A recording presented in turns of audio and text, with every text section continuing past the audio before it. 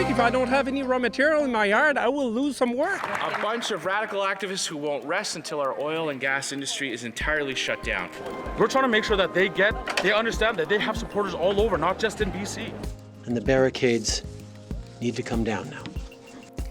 Well, some of those barricades did come down, at least 2 in Quebec, but another went up in Saskatoon on Saturday. There's no sign the blockade near Belleville, Ontario, will be coming down anytime soon. Now, Wet'suwet'en hereditary chiefs who opposed the pipeline continued their tour of Eastern Canada this weekend. They were meeting supporters who are blocking trains from running through Mohawk territory. They want the RCMP to leave traditional Wet'suwet'en land.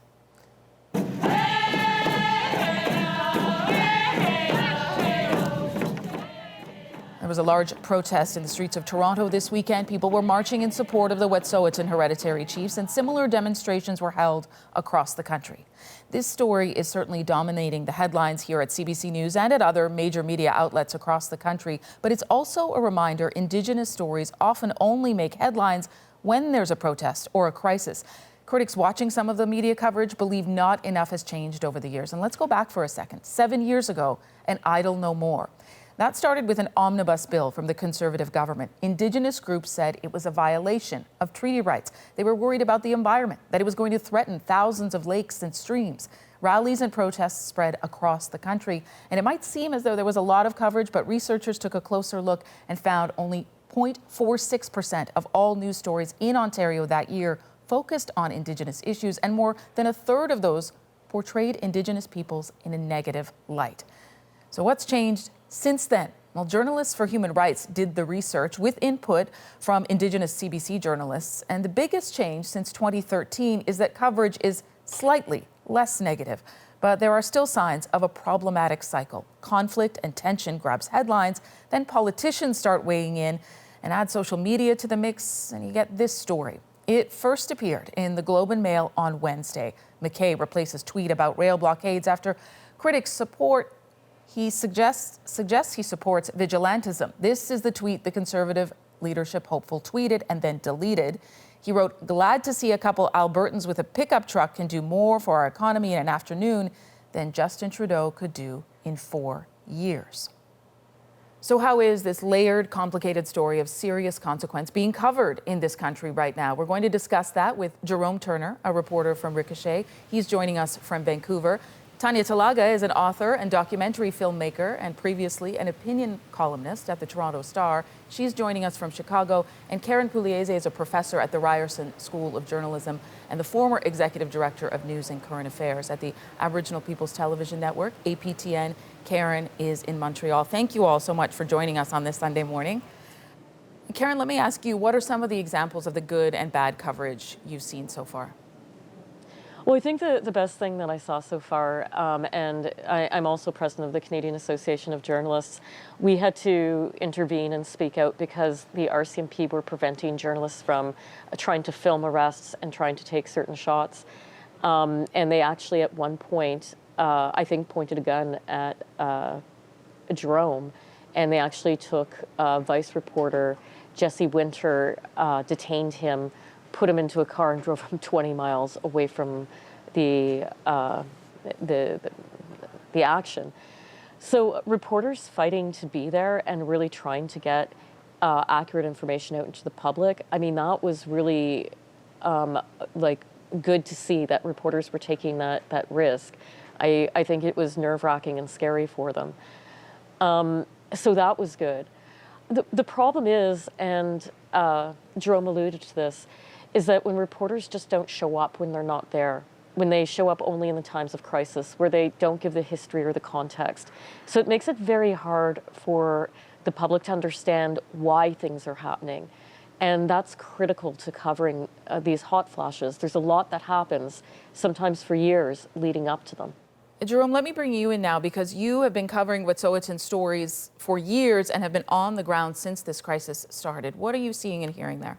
Meeting those people that are there gives a lot of context and allows for a fuller story to be told to Canadians who are looking to get the information that's necessary for a story like this. Keeping all that in mind, Tanya, let me bring you in. What are some of the examples, good and bad, that you've seen throughout the coverage of what's happening right now?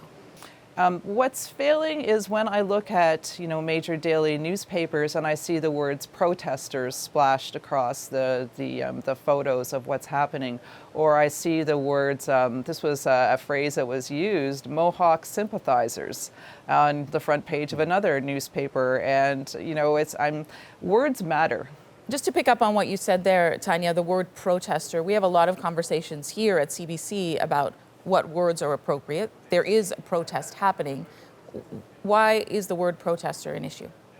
Mm-hmm. When you hear language like protesters or Mohawk sympathizers, it's, to me, that sounds like you're pitting people right away, and you're already setting the frame for the argument or the dialogue or your coverage of what you're planning on doing. Right away, it's adversarial. Right away, it's problem-based. Somebody down here in Vancouver that is participating in a protest, they can be called a protester for sure, unless they're Wet'suwet'en and they're away from their home, then they are also land defenders. I want to ask you all as well, we'll go through each of you, the impact of the more negative coverage or the less balanced coverage that you've seen and heard on the communities themselves. And I'll start with you, Jerome, because you've been reporting in Wet'suwet'en territory. What are people saying the impact has been on them? The amount of negativity that is being thrown at Indigenous communities from Indigenous and non-Indigenous people in Canada and even the US is massive, and it's preventing the ability for our country to actually have a conversation. Sure, people are upset, but the conversation that needs to happen is being prevented by and fueled in part by media not being able to represent all of the facts. And Tanya, what have you heard from folks about the impact of the coverage? It all comes from misinformation, now that lack of education that's happened in this country for 150 years. And that's really harmful, because that also trickles up and down in your media organizations as well. When you don't have Indigenous people as managing editors or as editors and that are actually making decisions on coverage gets distorted, and what we see is sort of more one side of the story, and you just get phrases like Mohawk sympathizers and protesters blaring across headlines. Karen, and I'll give you the last word on that. What's the impact, do you think? I think that, the impact is it's divisive to the country, because you are getting a lopsided point of view. It's like the Truth and Reconciliation Commission is not really taken seriously. There's one in South Africa, and there's been 30 around the world that were all taken very seriously. But the only people who seem to be taking it seriously in Canada are Indigenous people. And so that's causing division, because reporters aren't going back and referring to that, aren't looking at what's happened in other countries post-reconciliation, or looking for solutions, or doing any kind of solution journalism or peace journalism that might be helpful in helping Canada move forward. There is a responsibility for media to not invent solutions, but to ask leaders for solutions.